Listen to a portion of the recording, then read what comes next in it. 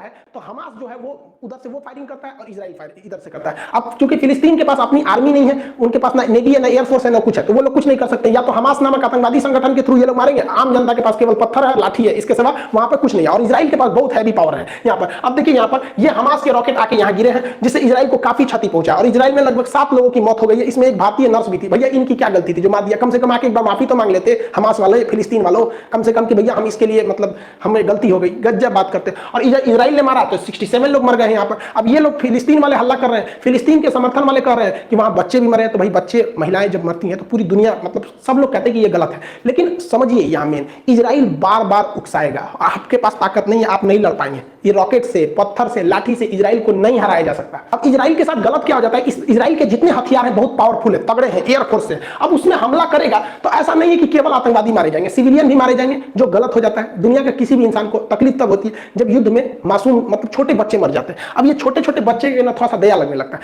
लेकिन आप देखिएगा भारत पाकिस्तान के बीच में युद्ध हुआ, कम से कम ये तो नहीं हुआ कि भाई हमारी सेना वहां जाके छोटे बच्चे को मारी हो, या फिर वो बॉर्डर एरिया पे कभी क्रॉस फायरिंग में ऐसा हो जाता है, वो अलग बात है। या फिर वहां के आतंकवादियों को हम लोग से कुछ ज्यादा ही प्यार है, ताज होटल में फोड़ के चले जाते हैं। अदरवाइज जब सेना में ऐसा होता है तो ये चीज तो ध्यान में रखा जाता है। बट इजराइल के साथ ये सिनेरियो पुल का अलग है, वहां इतनी ज्यादा आबादी है, एकदम घना, इतना तो छोटा है, तो वहां ऐसा नहीं है कि भारत की तरह की बॉर्डर से बहुत दूर लोग रहते हैं। इसलिए इजराइल जब भी मारता है तो तबाही ज्यादा लाता है, इतना भयानक तबाही लाता है, मतलब 10-12 गुना का अंतर होता है। और अभी इजराइल ने कहा कि ये हमले रुकेंगे नहीं, हमास को पूरी तरह से रद्द कर देंगे, बर्बाद कर देंगे, तभी जाके हमले को रोकेंगे। बात करते हैं दोनों में सही कौन है, गलत कौन है। देखिए जमीन तो